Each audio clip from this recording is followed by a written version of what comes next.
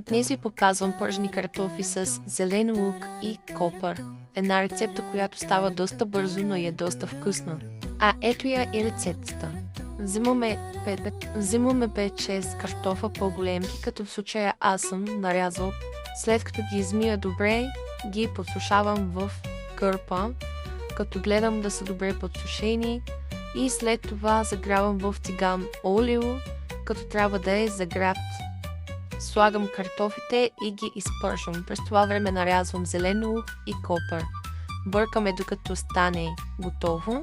Поръсваме с сол, червен пипер. Може и всякакъв червен пипер, в моят случай беше лют.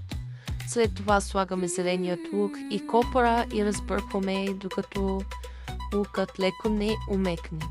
Аз лично доста често правя тази рецепта, тъй като е лесна и вкусна.